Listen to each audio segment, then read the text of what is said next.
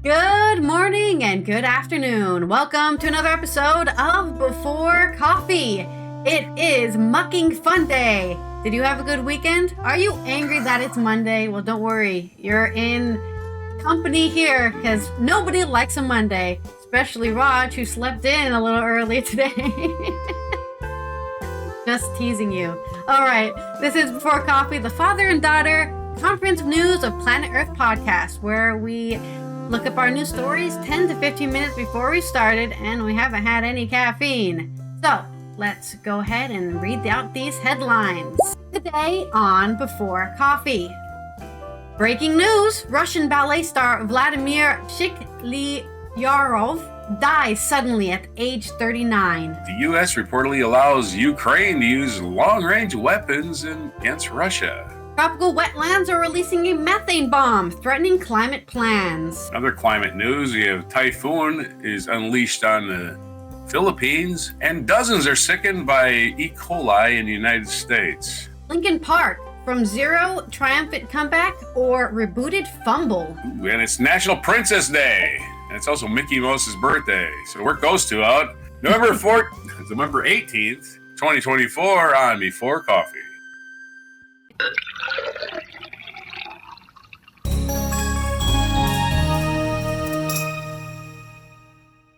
We're exploring the great outdoors. All right, Sorry. it's all good. Let's go ahead into our first story, which is coming out of Russia. We've got two Russian stories, two climate stories. It's like we've almost planned this today. This is on the Independent by, I'm not sure who it's by. Let me tell me. Inga Parkle out of New York is reporting acclaimed Russian ballet dancer Vladimir Shklyarov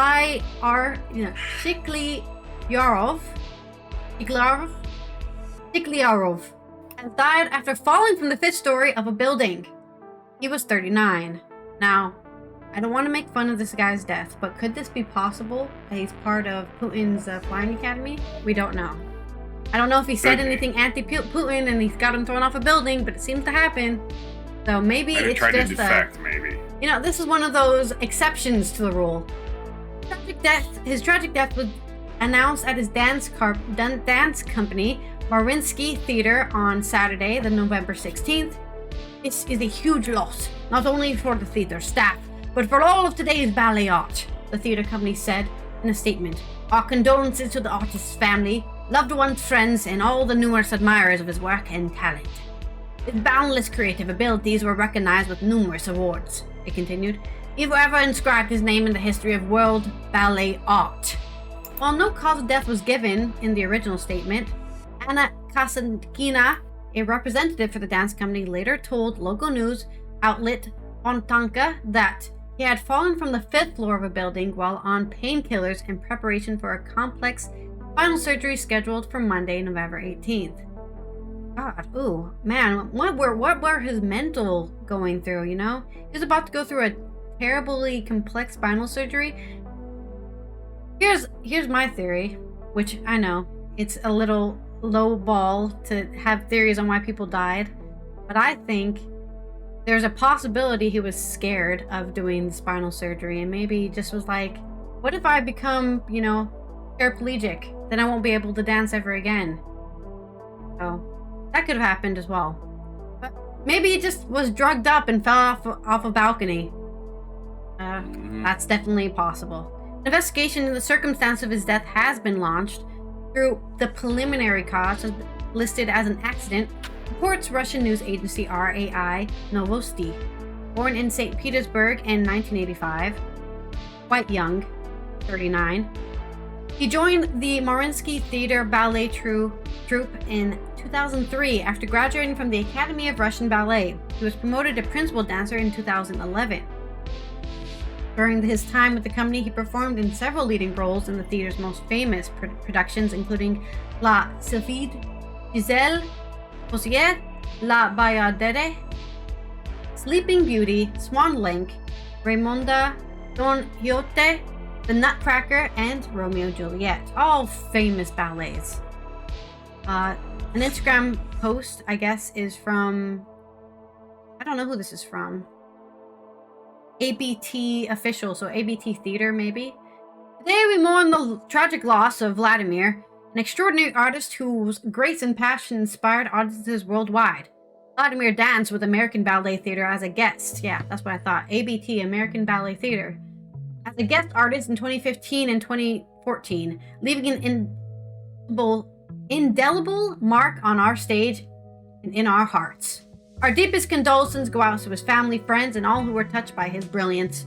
Rest in peace, Vladimir. Your light will continue to shine through the beauty you brought to this world. That was from the American Ballet Theater, who also was deeply saddened by the news of Vladimir's death. He also danced for the New York City Metropolitan Opera, London's Royal Opera House, and Washington, D.C.'s The Kennedy Center. He's been all over the place, and if you watch ballet, you've probably seen him a handful of times. He was married to the ballerina Maria Shklyarov, with whom he shared 2 young children. So he leaves behind 2 children and a wife, sadly. So dancers have expressed their support, and they're very saddened to hear about. I will read some of the comments here. Russian window cancer, this is what I was talking about, is almost as insidious as sudden death syndrome.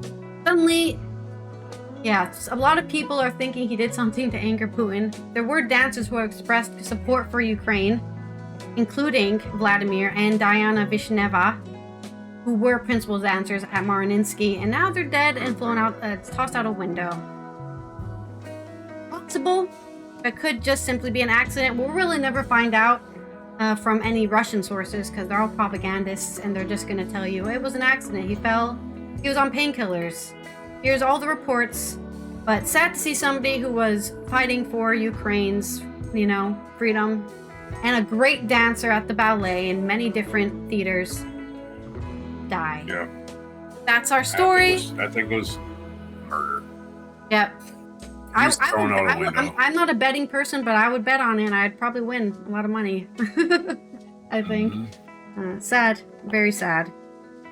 Artist. Anyways, your story about more Russian things, I'm sure, like missiles or something? Well, no, it's about the war. This is from, what's the name of this website here? This is, banner headline, Radio Free Europe. .org, RFERL.org. U.S. reportedly allows Ukraine to strike Russia with long-range weapons. Ukraine's energy authority said that all Ukrainian regions will experience temporary restrictions on power consumption November 18th after Russia launched one of its largest airstrikes on the country's energy infrastructure.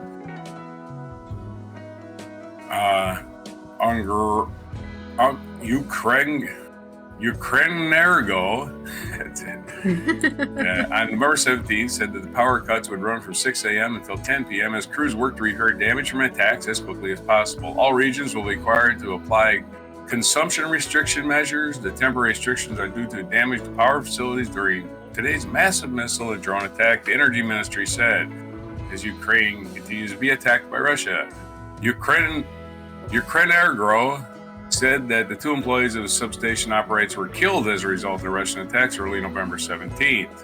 Separately, in one of the bloodiest attacks in recent months, at least 8 people, including 2 children, were killed and some 20 injured in a Russian missile strike in a residential building in the northeastern Ukrainian city of Sumy late on November 17th, the Interior Ministry, Ihor Klimenko said. Overnight, Russia launched massive aerial attacks on Ukraine, Kiev's foreign minister said on November 17th, with drones and missiles targeting energy infrastructure and other civilian sites in cities across the country, prompting neighboring Poland to scramble fighter jets. Russia launched one of its largest air attacks, drones and missiles against peaceful cities, sleeping civilians, critical infrastructure. This is a war criminal. Vladimir Putin's true response to all those who called and visited him recently. We need peace through strength, not through appeasement, Ukraine Foreign Minister Andrei Sybiha wrote on social media. Later, Ukrainian President Vladimir Zelensky said Russia had launched around 120 missiles and 90 drones in what he described as a massive combined airstrike on Ukraine's energy infrastructure. The enemy's target was our energy infrastructure throughout Ukraine. Unfortunately, there was damage to objects from strikes and falling debris, he said in a statement on social media. Explosions were reported early on November 17th in the capital Kiev as we call it now, as well as other countries across cities across the country, including Odessa and the Black Sea coast, and southeastern city is Zaporizhzhia. Russia's missile attack targeted power infrastructure across Ukraine, forcing the launch of preventative outages, Ukrainian Energy Minister Herman Halushenko said. The massive attack comes as Russia's full-scale invasion of Iraq grinds towards its 1,000th day. Russia is expending huge amounts of weaponry and human life to make small but steady territorial gains that nearly 1/5 of Ukraine it already controls. Ukraine, meanwhile, is struggling to minimize losses, maintain morale, and convince allies that with more military aid, it can turn the tide. The idiot who's coming into office in the United States said he could quickly end the war, which he's probably just going to say, hey, we're going to stop supporting you. You might as well surrender now and get your best terms because Donald Trump's in charge and he's under control of Vladimir Putin 100%. Ownership. Vladimir Putin owns him. Totally owns him. November 16th, the group of 7 leading industrialized countries reiterated its members' unwavering support for Ukraine as it takes in a struggle against Ukrainian forces. Let's get to the missile part, huh? This is absolutely does not even get into this story, does not even cover the controversy over the missile attack. So what we're going to do is we're going to go to AP story. It says Moscow warns U.S. over allowing Ukraine to hit Russians with long-range missiles because it wasn't not covered in that story. I apologize. It did not even touch on this, and that entire story did not even touch the headline that it gave. President Joe Biden's decision to let Ukraine strike targets inside Russia with the U.S. supplied long-range missiles was met with ominous warnings from Moscow, with a hint of menace from Kiev and nods of approval from some Western allies. Biden's shift in policy added an uncertain but potentially crucial new factor in the war to achieve its 1,000-day milestone. This story is from AP News. Samya Kalub and Ilya Novikov. News of Biden's change came on the day Russia ballistic missiles with cluster minions struck a residential area of Sumy, a city in northern Ukraine, killing 11 people, including 2 children, and injuring 84 others. On Monday, another Russian missile attack started fires in apartment blocks in Odessa in southern Ukraine. Washington is easing its limits on what Ukraine can strike with the U.S.-made weaponry, a U.S. official told the Associated Press on Sunday. After months of ruling out such a move over fears of escalating the conflict and bringing about a direct confrontation of Russia and NATO. The scope of the new firing guidelines isn't clear, but the change came after U.S., South Korea, and NATO said recently that North Korea troops are in Russia, which is an escalation. You got a whole nother the country entering with live bodies. But somehow that's this an escalation isn't, beyond any escalation of missiles. Apparently, they're being deployed to help Russian army drive Ukrainian troops out of Russia's Kursk border region. News reports are that the North Korean troops are not that well trained and are getting slaughtered. Russia is also slowly pushing Ukraine's outnumbered army backward in the eastern Donetsk region. It has also conducted a devastating and deadly aerial campaign against civilian areas in Ukraine. Kremlin spokesman Dmitry Peskov on Monday referred journalists to a statement made by Russian President Vladimir Putin in September, in which he said allowing Ukraine to target Russia would significantly raise the stakes in the conflict. Again, I don't care what Vladimir Putin says. They're doing whatever the hell they want without anybody saying, hey, you can't do that, you can't do that. I guess Russia is now saber rattling. They're going to say, hey, we're going to supply those Houthi rebels out in Yemen with ballistic missiles, and we're going to take out American ships. And I'm like, okay, well, that's an escalation too. But again, why does Russia think they're in a position to escalate? They're basically burning through all their young men as fast as they possibly can. They made a major They're burning mistake. through their farmers too. They have nobody to create food. They have nobody to do any industry. Yep. You got a war economy and pissed off the world, and I don't know how they recover from this, other than with totalitarianism worldwide is the only thing that will save Russia. They're in a way down, and people think they're not. Anyway, back to you. Okay. Yeah, Russia just when people think they're winning, it's when they're the most vulnerable. Don't ever forget that. Anyway. I don't know if this is a culture thing or what, but like it just seems like Russia constantly goes in this historical loop of just like, yeah, we're gonna treat people good, and then we're gonna fuck them all over and kill the majority of our population, and go, wait a minute, right. Oh, right, we have to rely on other people for food. Whoops, we have. I was having a serious political discussion. Yeah, I was having a serious political discussion about what. Well, somebody was saying Reagan destroyed the Soviet Union. I said the Soviet Union destroyed itself. They invaded Afghanistan. It was a big mistake. Yeah, Gorbachev was like, dude, sorry, we can't afford this anymore. We're just gonna disband. Sorry, I can't afford. Every other week, Poland is having or Czechoslovakia or somebody is having a protest. We can't deal with this anymore. We can't just constantly keep sending tanks. Right. All the satellite states, hoping that they'll just go away. You know who helped defeat communism? You know who helped defeat communism in the Soviet Union probably more than Ronald Reagan? Osama bin Laden. Because he was fighting on the side of the Mujahideen in Afghanistan. Anyway, back to you. But I mean, the last SARS, what happened to the last SARS? They were throwing men at things, and then all the farmers were like, you can die now. And I don't know why Putin thinks he's immune to a bunch of people shooting him back in the back of the shed, because they can do it. Enough people gather together. You know, anyways. Rest in peace, Russia. It's a dying country right now, and I feel bad for all the Russian people who are stuck living there, who haven't been able to escape, as they constantly get used as slaves. Anyways, let's talk about climate. Because we love if we're not talking about World War III, we're talking about how we're gonna all die from, I don't know, the planet's just gonna kill us all. This is from G. Geronimo, love that name, on the Rappler.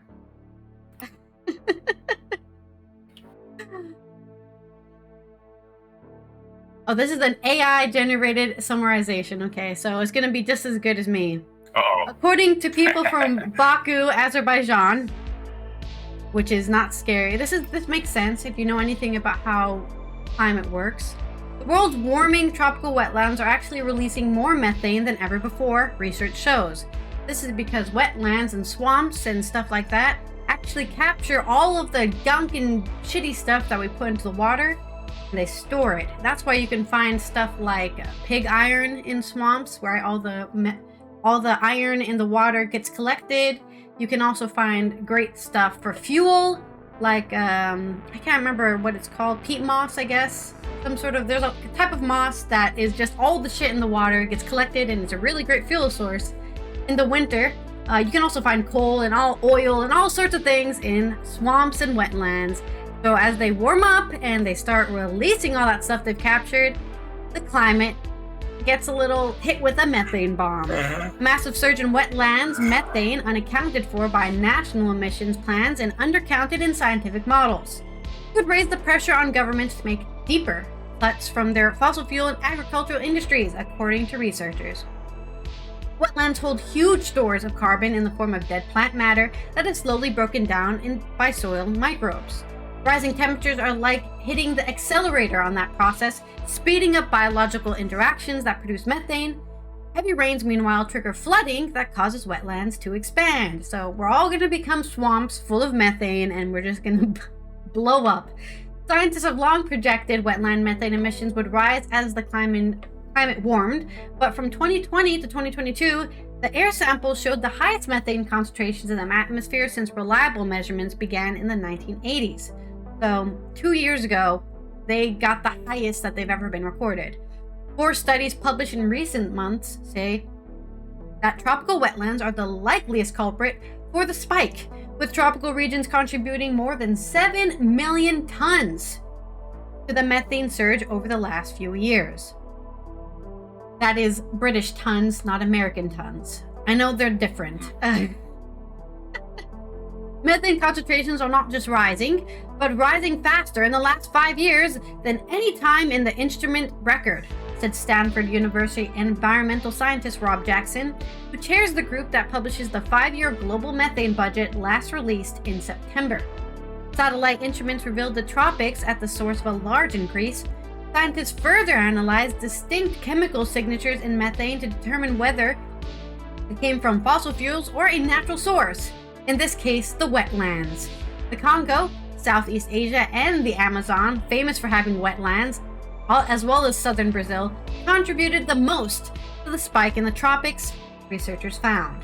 Data published in March 2023 in Nature Climate Change shows the annual wetland emissions over the past 2 decades, that's 20 years, were about 500,000 tons per year higher than what scientists had projected under worst-case climate scenarios. So there's 500,000 tons of extra methane in the air that they did not account for. Capturing emissions from wetlands is challenging with current technologies. We should probably be a bit more worried than we are, said climate scientist Drew Schindel at Duke University.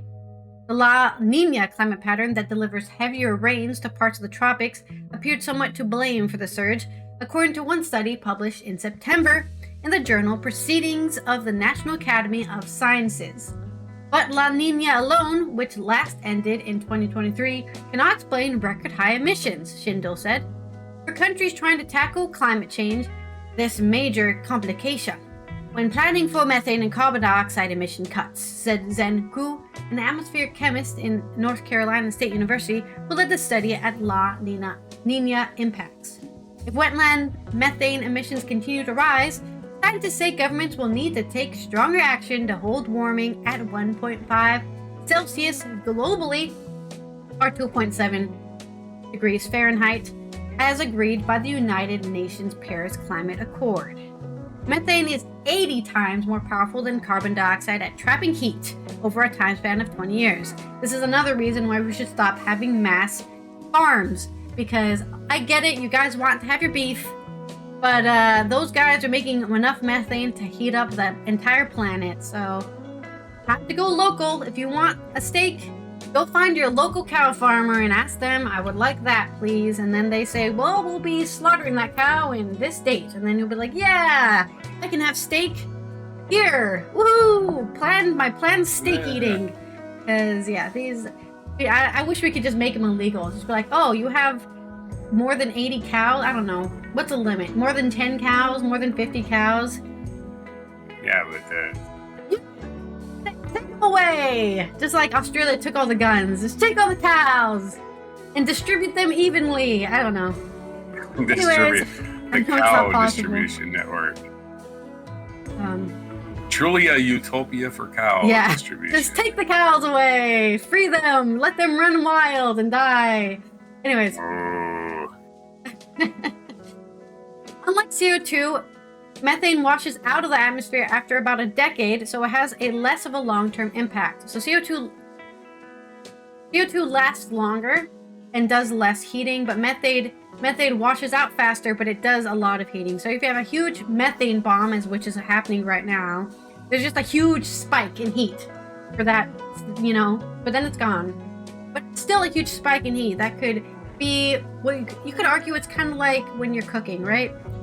You turn on the heat to high so you can really get to a boil, right? And then you put it to low. And that's kind of what the CO2 is doing. The methane is bringing it to boil, and then the CO2 is keeping it in a simmer. And that's currently where our planet is. We're on a simmer. We're on a nice simmer. But every once in a while, that methane's like, yo, let's raise the temperature a little bit, Get closer and closer to the boil, and the CO2 is, oh, we're going this high. Okay, I'll keep it here. Methane goes up. Oh, we're going this high. And that's kind of, I think, I'm not a scientist. I only took 2 years of environmental science, but I believe that's what's happening. The CO2 is keeping the level steady as the methane spikes it up. And that's why the temperatures are getting hotter every time there's a methane bomb. More than 150 countries have pledged to deliver 30% cuts from 2020 levels by 2030, tackling leaky oil and gas infrastructure. But scientists have not yet observed a slowdown, even as technologies to detect methane leaks have improved. Methane emissions from fossil fuels have remained around a record high of 120 million tons since 2019, according to the International Energy Agency 2024 Global Methane Tracker report. Flights have also picked up more than 1,000 large methane plumes from oil and gas operations over the past 2 years, according to a UN Environment Program report published November 15th, last Friday, but the countries notified responded to just 12 leaks. Okay. Some countries have announced ambitious plans for cutting methane. China last year said it would start to curb flaring, burning off emissions of oil and gas wells. President Joe Biden administration finalized a methane-free big oil and gas producers last week, but it's likely to be scrapped so that Donald Trump can give his friends more money. Democratic Republic of Congo's Environmental Minister Yves Bazaiba told Reuters on the sidelines of the UN Climate Summit COP29 that the country was working to assess methane surging from the Congo's basin swampy forests and wetlands. Congo was the largest hotspot of methane emissions in the tropics in 2024 methane budget report. We don't know how much methane is coming off our wetlands, she said. That's why we bring those who can invest in this way. Also to do the monitoring, to do the inventory, how much we have, and how much we can and how we can also exploit them. Maybe they can collect all the methane and in like containers and I don't know, do something with that. But there's your story on methane and how it's getting hotter on our hot planet. On to your story about Right. what did you say? More Flooding? hot planet news. More hot planet news. More water coming out of the We got sky. typhoons. Yeah. Typhoons in the Philippines. Let's flood This is those from wetlands. NBC I'm sorry? Let's flood more wetlands because that's what a typhoon does. It floods everything. Yeah. They rise them sea levels ever so slightly as land comes in from the ocean and doesn't go back. Slowly happening in Florida, all over the world. It's very detectable actually, and a lot of people don't believe it's happening, but sea levels rising. Over 750,000 seek refuge as Typhoon Man-Yi lashes the Philippines. This is from Jim Gomez of the Associated Press. A powerful typhoon wrecked houses, caused towering tidal surges, and forced hundreds of thousands of people to flee to emergency shelters as it cut across northern Philippines on Sunday in the sixth major storm to hit the country in less than a month. Holy crap. Typhoon Man-Yi slammed into the eastern island province of Catanduanes on Saturday night with sustained winds of up to 195 kilometers per hour and gusts up to 240 kilometers per hour, which is 150 miles per hour. The country's weather agency warned of a potential catastrophic and life-threatening situation in provinces along its path. There were no immediate reports of casualties for the typhoon, which was forecast to blow northwestward on Sunday across northern Luzon, the archipelago's most populous region. The capital region of Metropolitan of Manila would likely be spared from direct hit, but was placed along with other outlying regions under storm alerts and warned of dangerous coastal storm surges. The rain was minimal, but the wind was very strong and had an eerie howling sound. Roberto Montorella, the demons are coming. Mitigation officer in Catanduanes, told the Associated Press by telephone. Along a main boulevard here, the tidal surges went up by more than 7 meters, or 23 feet, near the seaside houses. It looked very scary, I would imagine. The entire province of Catanduanes had no power after the typhoon knocked down trees and electricity posts, and disaster response teams were checking how many more houses were damaged in addition to those impacted by previous storms. We need tin roofs and other construction materials aside from food. Villagers tell us that they still haven't gotten up from the past storm and were pinned down again by this typhoon, Monterola said. And after nearly half of the island provinces, 80,000 people were sheltering in evacuation centers. Catanduanes officials were so concerned as the typhoon approached that they threatened vulnerable villages with arrest if they did not follow orders to evacuate to safer ground. More than 750,000 people took refuge in emergency shelters, including churches, a shopping mall. That's one way to do it. If you're not evacuating, go to jail. 2 previous storms, mostly northern Philippines. Assistant Secretary Cesar Ido of the officials of Civil Defense and other provincial officials said. The rare number of back-to-back storms and typhoons that lashed Luzon in the last 3 weeks left more than 160 people dead, affected 9 million people, and caused such extensive damage to residential communities, infrastructure, and farmlands that Philippines may have to import more rice, a staple food for most Filipinos. In an emergency meeting as Manny approached, President Ferdinand Marcos Jr., that's right, Ferdinand Marcos Jr. is in charge now, said his cabinet and provincial officials to brace for the worst-case scenario. At least 26 domestic airports and two international airports were briefly shut, and their inter-island ferry and cargo services were suspended due to rough seas, stranding thousands of passengers and commuters, according to the Civil Aviation Authority of the Philippines and the Coast Guard.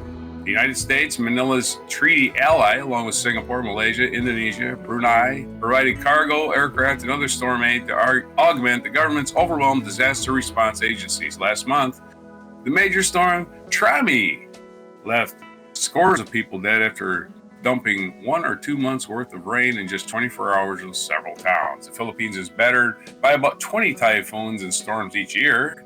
It's often hit by earthquakes and has more than a dozen active volcanoes, making it one of the world's most disaster-prone countries.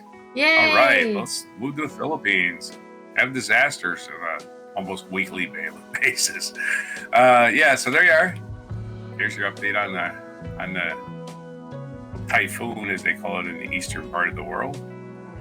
As the United States is helping them. So the United States does some good things, even in countries we're not even close to. Like Philippines is way to the other side of the world, and we're helping them out. Yeah, but we did stories use them as a base of operation for Japan. So exactly, we freed them from the Spanish military base. Definitely, we took over the Philippines after the Spanish-American War in over 120 years ago. In other health-related news, I guess we'll call it, and sickness-related, I guess. AP News, dozens are sick and one person died after eating carrots contaminated with E.coli. This is from Kathy Busowitz of AP News. A short little story here. An outbreak of E.coli has infected dozens of people who ate bagged organic carrots, and one person died from the infection. Altogether, 39 people were infected and 15 were hospitalized in 18 states, eating organic whole and baby carrots sold by Grimway Farms, the federal centers of the disease control and prevention, said on Sunday. Grimway Farms, based in Bakersfield, California, has recalled the carrots, which included whole and baby organic carrots sold in bags under multiple brand names, including 365, Cal Organic, Nature's Promise, O Organics, Trader Joe's, and Wegmans, among others. The carrots are no longer in stores, but the CDC is warning customers to not eat recalled carrots and to check their refrigerators or freezers to throw away any carrots that fit the description. Most of the infected people live in New York, Minnesota, Washington, followed by California and Oregon, although infections have been reported in states throughout the country, according to the CDC. There have been several E. coli outbreaks in recent months. In October, more than 100 McDonald's customers were sickened by an E. coli outbreak in the U.S. linked to slivered onions. In the UK, one person died of an E. coli breakout in June, linked to lettuce that sickened at least 275 people. Organic walnuts sickened consumers in 19 states with E. coli infections in April. Despite the number of recent outbreaks, experts say the food supply is generally safe, although there hasn't been much progress in curbing infections caused by E. coli. The recalled organic baby carrots have best buy dates ranging from September 11th through November 12th, according to the U.S. Food and Drug Administration. Symptoms of E. coli infection usually start 3 to 4 days after eating the bacteria and include severe stomach cramps, diarrhea, which is often bloody, and vomiting. People with severe symptoms of E. coli infection should seek medical attention and tell the provider what they ate, the CDC said. Bacteria E. coli can cause serious and sometimes fatal infections in young children, elderly people, and those with weakened immune systems, according to the FDA. So, throw out your carrots if you think they're bad. Cook your food. I don't know. I wonder if they smell bad or something. I have no idea. Can you smell E. coli? I think it's in the fertilizer they use. Like, they don't clean them properly. Like, the fertilizer mixes with the... So you have to... Yeah, make sure you rinse your... It's got to be what it is. Rinse your carrots. Just rinse all your and food. if you have any of those brands, just throw them out. Yeah. Make your own baby carrots. No, that's... You know, baby carrots aren't real baby carrots. They're just big carrots cut up. You know? There's people out there who genuinely believe baby carrots are just like small carrots that you can pick out of the ground. It's like, no, they're just big carrots that have been cut into pieces and shaped by a machine, Pieces you know? of carrots. That's what they are. Well, we may have genetically engineered baby carrots. You don't know. Maybe. It might have happened. Yeah, maybe. Maybe I'm the crazy one here. Okay. Could Well, be. from lovely news about E. coli, don't visualize E. coli. Let's talk about Linkin Park. Now, this has been happening for months when they did a first comeback. When they said, hey, we got a new singer, it's a woman.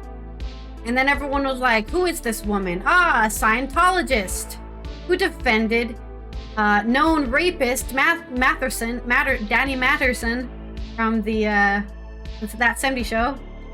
Yeah. Maybe he's not a great leader for Linkin Park, huh?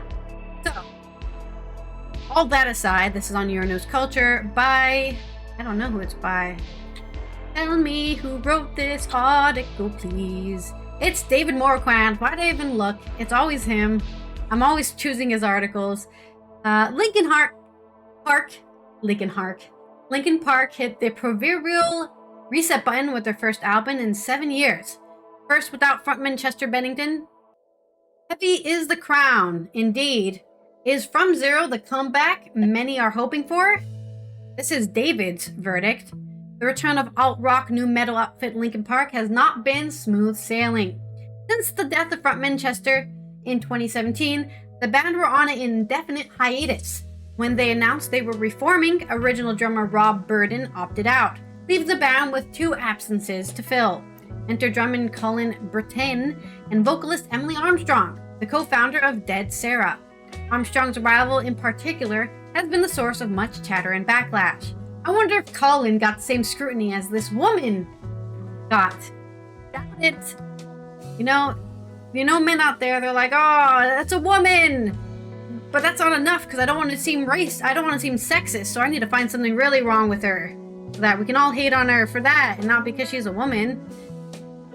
It was always given that whoever stepped into Chester's shoes was going to face intense scrutiny, with many proclaiming that the band should have stopped altogether or reformed under a new name, similar to our article last week on Friday, where we talked about kind of a band taking the members of an old band after a member has died and like transforming it into a new band that is still interpreting the kind of process of the older band.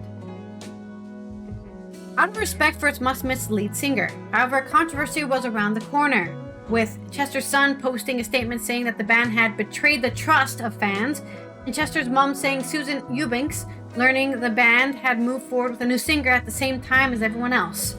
She claimed that the remaining members had promised to give her a heads up, saying she felt betrayed that Linkin Park were trying to erase the past by having Armstrong sing her son's song. I think that's a bit dramatic. I don't think they're trying to erase the past. Don't think that's happening. But okay. Make matters worse, Armstrong hit the headlines this year for a whole other controversy, when Mars Volta singer Cedric Bixler Zavala and his wife Chrissy Carnell Bixler spoke out against her. Bixler Zavala reshared a post he had written last year on Dead Sarah's Instagram page saying, "Your fans know about your friend Danny Masterson, your rapist friend." Post related to U.S. actor Danny Masterson, the former star of That 70s Show and Scientologist, who was sentenced 30 years to life in prison in 2023 after being convicted of 2 of the 3 forcible rape charges he was given.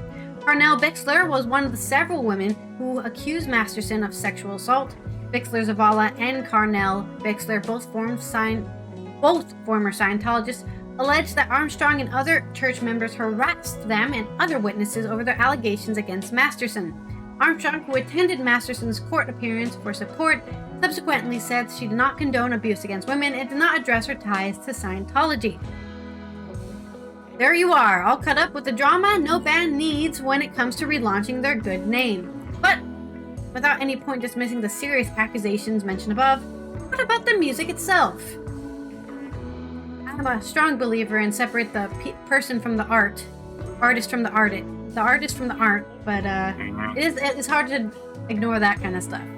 Well, rather fittingly, Linkin Park have titled their 8th album From Zero, a promise of a new chapter starting with a rebirth. This also holds a double meaning, since the band's original name was Zero with an X. Before hearing a second of their album, the new album, David feels like a 10 toes down statement of intent. We're back, we're new, and we're honoring the basics.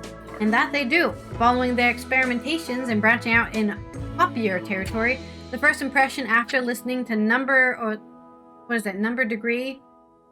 N degree 1 of From Zero is that of a band seeking a renewal by paying tribute to the past. The results are mixed. While there's a welcome nostalgia hit when hearing some of these new songs, which hit the band's glory days, not a complete rehash. And for that, co-lead vocalist Mike Shinoda and company must be commended. As for Armstrong, she gives it socks and shares of Bennington's gifts for oscillating between throat-punishing screams and melodic wailing. It works. Some of her inflections and belts even sound like his on certain tracks, without any point of falling into cheap imitation, proving that her induction into the rebooted band was a canny draft on an artistic level. Now this reminds me of when Alice in Chains added a new singer. I forget his name right now, because I'm terrible at remembering names. But he did a pretty good job. But I think they kicked him out for their newer album. I think he's not there anymore. No, they didn't kick him out. He's still on tour. They made 3 albums with him now. Alice in Chains? Yeah. I don't know. I thought he left. I thought I saw like a news headline saying... They did not kick out Duvall. Sorry. Okay. They did not. He's a I guitar player. thought I saw a headline saying like he's leaving or something. Anyways. Yeah, well, that was just he did a really good job of getting that feel of what, Lane Staley had without being an imitation of Lane Staley, which I think is what they're saying about well, he's still in Armstrong. The group. They're still a band. So. Yeah, they're still going. The barnstorming lead single, The Emptiness Machine, and its roaring chorus gives way to a very underwhelming Cut the Bridge. And we're back on track with Heavy is the Crown, only to plummet back down with a forgettable power ballad over each other. The rousing but slightly forced casuality gives way to what sounds like a stale Imagine Dragons B-side with Overflow. I mean, I understand where David's coming from like this, but let's be honest, it's not like every single track on a Linkin Park album has been good. There's a reason that they have those singles, 4 singles that are really big, and then nobody knows any of the tracks on the album because they're like, oh, this song's not so great. So when each alternative track on an album is barely more than 30 minutes long, fails to be listenable, but ultimately a bit naff category, you can't help but wish Linkin Park 2.0 had ensured their anticipated return was less hit and miss. Now maybe they should have put all the bad songs at the end of the album, and then you would only listen to half of the album. It can be argued that the band are up against it with this one. Hark back to illustrious past too much, and you're flexibly coasting on a past glories. Deny the past by branching out too far, and you risk alienating fans. It's a tough line to tread, and From Zero just about nails at the balancing act, chiefly thanks to a strong finish. Indeed, they break the habit, again rather aptly, with the track titled Two-Faced, a riff-tastic number that will work wonders live. From then on, fist-swinging tunes like highlight Stained, IGYEIH, which stands for I Gave You Everything I Had, in case you were wondering, and Good Things Go close off the album on a high. In the end, the 2024 version of Linkin Park doesn't reach the heights of Hybrid Theory or Meteoria, still their greatest albums to date, according to David. I mean, I have to agree. Or even Minutes to Midnight, which is not their greatest album. A lot of people hated that album. However, a break must be given, and credit where credit is due. The crowd-pleasing songs are invigorating and do flick the right switches when it comes to the band's punchy new metal sound. From Zero functions a serviceable reset, just not quite straight out of the gate triumphant comeback many were hoping for. Well, there's always overhype. People are always expecting way too much from people. Give them time, they're just getting started. They'll end up finding somewhere they belong. Another terrible Linkin Park pun, if you know any of the track names of their songs. Breaking the Habit. Oh god, okay. But there you go. I guess check out From Zero on YouTube and listen to their top traps. They are going on tour next year with Europe in June and July in Germany, Italy, and the Netherlands, UK, and France.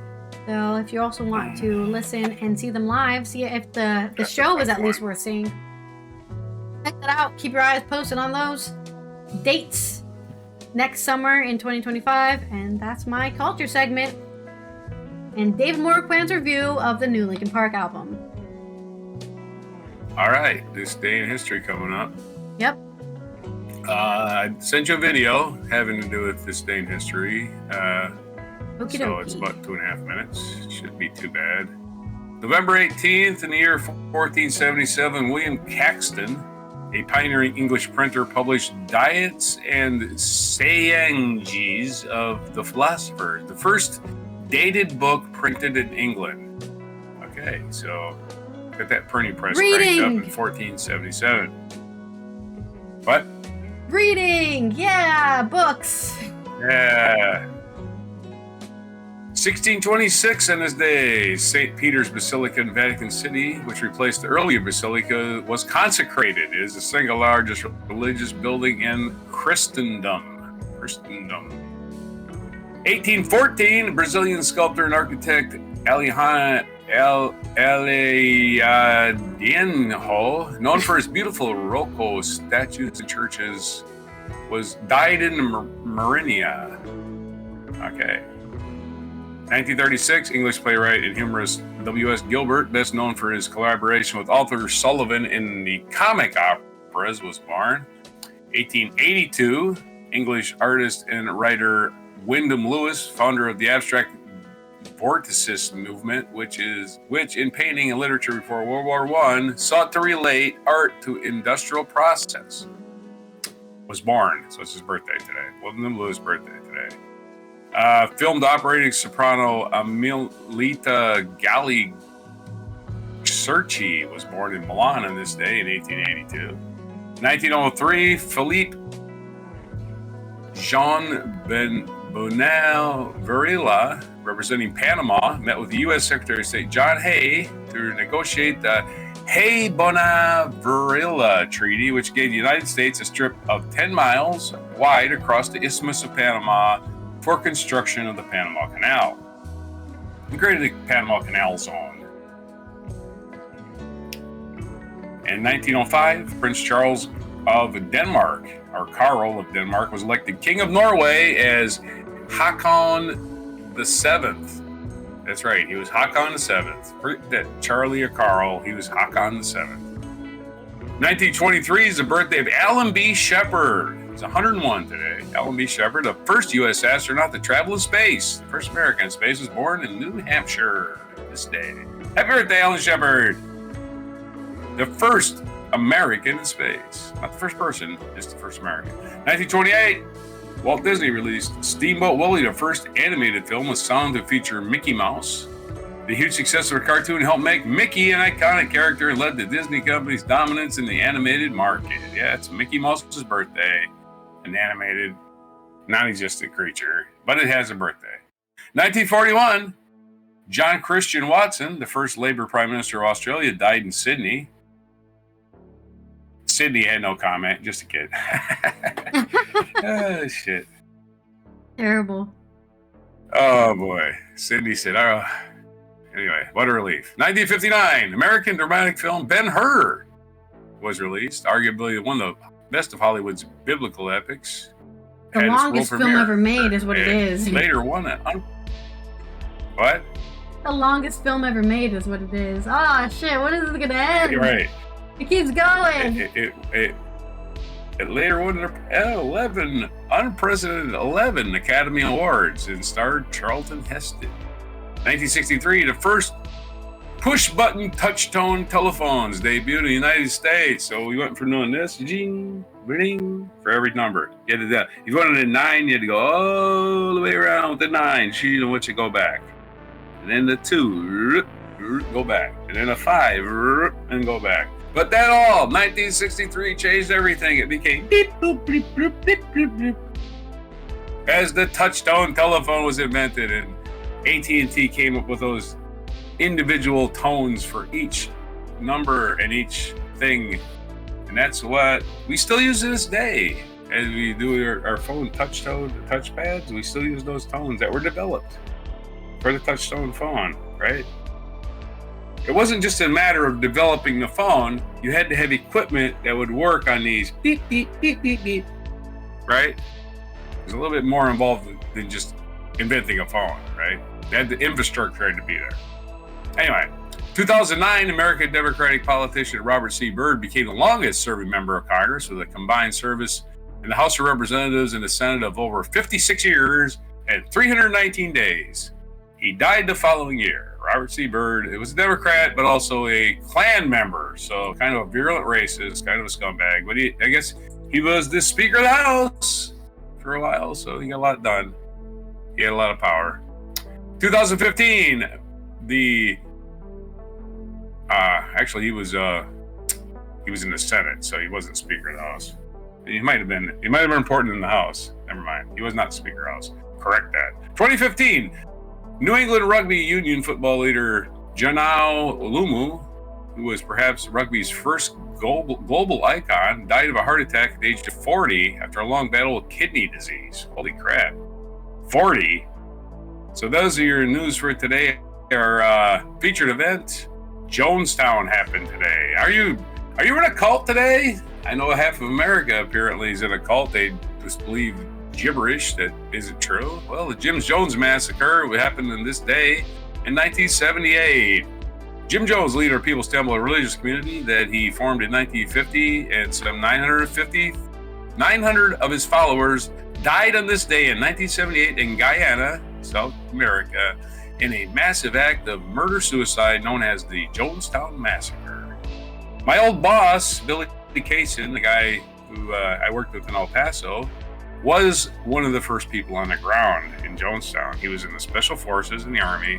They sent him there, and he was the comm guy, and he got to Jonestown, one of the first people on the ground. So yeah, he's told me not a whole lot about it, but yeah, he said, yep, I was there. It was disgusting. As you can imagine, 900 dead, bloated bodies would be disgusting. Margaret Atwood's birthday today. She was born November 18th, 1939. Who's Margaret Atwood? She's a Canadian author. It's her birthday today. She's still around, I guess. She's aged 85 today, born in 1939 in Ottawa. Other birthdays say Johnny Mercer, American composer, violinist, and businessman, born in 1909. We did Alan B. Shepard, astronaut. Margaret Atwood's birthday we got. Qobos bin Sayed, Sultan of Oman, born in 1940. And Alan Moore, British writer, born in 1953. National Day, it's Mickey Mouse's birthday. Happy birthday to a mouse that absolutely nobody pays any attention to whatsoever in any form, way, shape, or form these days. But for some reason, we're still acting like Mickey Mouse is a thing. Yeah. Right? There's no new Mickey Mouse. There hasn't been for years, but for some reason, he's still a thing. And he still has copyright or whatever. That's an actual thing. Yeah, right. Mickey Mouse. Who gives a shit? National Princess Day. So if you got this is just on your tiaras. No specific princess anyway. Yeah, get your tiaras out. March across the room. Have people do things for you. You're a princess. And it's National Vichyssoise Day, which is it's a cold soup made with probably chicken broth and looks like onions and leeks, and it's served cold. So National Vichyssoise Day. So those are your days. There are only 3 days. On November 18th, 2024, on Before Vichyssoise. Hell yeah. All right, this has been Allison here from the Netherlands. We are going through this week in flying colors, yes, and hopefully we're not dying of sleep deprivation tomorrow. I hope. We'll see you tomorrow. It's only going to get worse as I get older. Yeah, we got here, and that's all that matters. We'll see you tomorrow for Good Tuesday News Day. We'll be covering all the good and positive news that happened over the weekend and this week. So make sure you're subscribed, turn on that notification bell, and don't forget to like this video. Did you like how we're all gonna die in a methane bomb? Or maybe you enjoyed Linkin Park's new album or you didn't. Yeah. Comment down below what you think, and we will reply to you. We'll definitely read it. And let's go ahead and go to our mic drop moment as we end this show. On the 5th of May 1961, astronaut Alan Shepard Happy became birthday the to first Alan American Shepard. to He's travel in 101 space. today, if he was still Happy around. birthday Project to Mercury people began who in went October to space. 1958 with the objective of achieving the first human spaceflight. Look how small that The building project was He an went important to space part of and the he early didn't space die race, or in get which the frozen or USSR burn up had in the already atmosphere. beaten the United Yay! States to lift the first Human satellite ingenuity. He got into strapped to orbit. a rocket, By sent to this time, space, Shepard and came had proved crashing back himself to down. be Look a at that! skilled Look at that test goofy pilot. smile. And in I'm 1959, gonna die he today. was chosen to become one of the original Mercury 7 He astronauts didn't die, for the though. human I mean, he space died No, eventually. but maybe he was like, Having I'm going developed up a there and I might be single-person dead. capsule You know, I might and a not come launch back, vehicle so you know. rocket known as Mercury Redstone, But that's a testing heroic began with thing to do, MR1 because you don't in know what the November results are, 1960. correct? It is It was crazy to aborted think at he's liftoff just due on the to an cone there at the electrical fault. top. In The a little subsequent pilot MR2 seat. mission, crewed by Ham the chimpanzee, He died July experienced 21st, technical problems that 1998. prompted major alterations would've to the made him spacecraft. 4 As a years after result, I was the born. first 75. crewed mission, only got formerly to be known as 75. Mercury Redstone That's still pretty 3, good. That's a good had to be age. postponed. While NASA resolved the remaining technical problems, Yuri Gagarin from the Well, the Soviet Russians Union beat us. became Man the first enters human to travel in space! space on the Lousy 12th of Soviets and April their commie 1961. ships and their Less satellites. than a month later, and after 2 further delays caused He was like, by why didn't we? inclement I could have weather, been, that could have Alan been Shepard me. boarded the capsule Now it's just that gonna he'd be named first Freedom US 7 man. to become the first American in space. In front of an estimated forget the television Russians audience also of sent the 45 dog up million first. people, he lifted off at 9:34 a.m. Why? The They were the flight first ones to lasted Yeah, send for the because dog everyone into knows space. dogs can 22 use seconds computers, and you know? reached a maximum altitude of 116 miles before returning to Earth for splashdown in It the was basically Atlantic just Ocean. something we do every day Shepard routinely. was celebrated as a national hero and later served as Woo! commander Look of at the him, his Apollo goofy 14 smile is mission there again. when he became the 5th person to walk on the And moon. even got to walk on the moon. Didn't even let him What get a life. beat Alan first. Shepard, What we celebrate jerks. your life today.